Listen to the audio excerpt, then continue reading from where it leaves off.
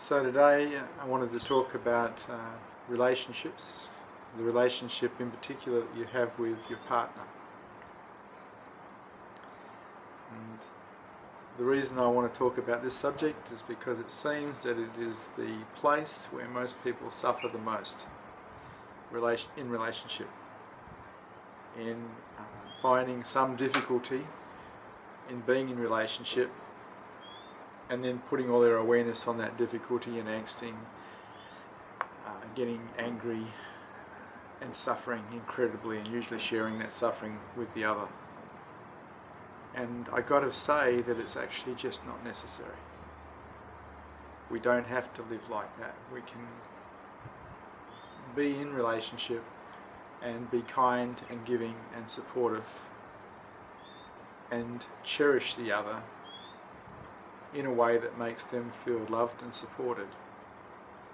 Because after all, we are journeying together. It's walking hand in. When you're with someone in relationship, you're walking the journey with them. You're sharing their karma. And the idea is to make it easier for them, not harder. But when we go into resistance to the other, when we're not cherishing them, when we're not loving them, we're making it harder. And we don't have to do that. The main problem seems to be some form of selfishness.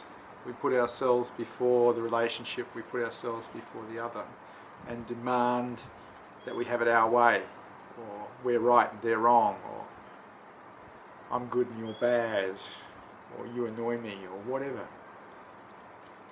Some reason. And the reason might even be true, but so what? It's like if you go to war with the other person, if you go into resistance with them, you're now destroying the relationship. If it was a boat, you'd be sinking it. Because you're pouring in the negativity, you're pouring in the resistance. There's something already happening and you are not helping. As a mature adult, it's about floating the boat, not about sinking it. It's, if need be, putting yourself aside so you can make the relationship float, so you can support the other when they're in their time of need, when they may be caught. If they're in some way behaving immaturely, it doesn't help for you to become immature, because then the boat can't float. At least one adult in the relationship has to stay in maturity, has to support what's going on. And if we can truly cherish the other, hold them in tenderness, hold them in love, even when it gets really tough, we can make it through. And then the relationship is not one of warfare, but one of beauty, one of kindness and gentleness. But it does demand a certain maturity to be able to sacrifice yourself, to put yourself aside and be there for the relationship and for the other.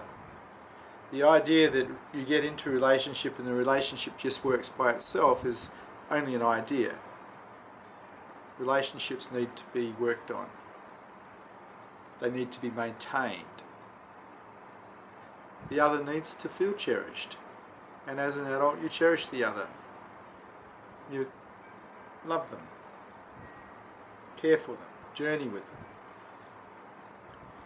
Make it a little easier for them. Partner with them.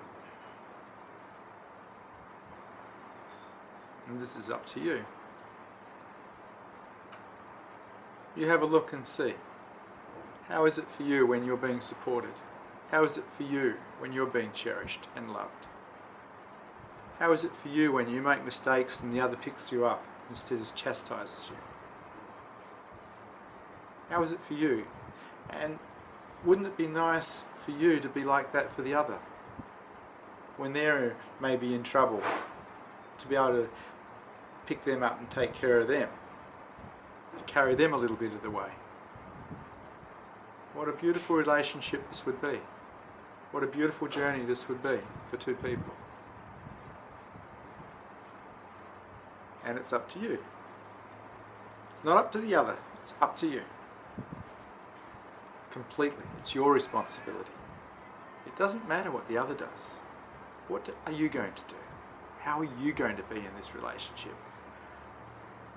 Are you going to cherish? Are you going to love? Or are you going to be righteous, indignant, immature in fact? It's a choice. How about putting yourself aside and making the other happy? Bringing some joy for them. What a beautiful thing to do.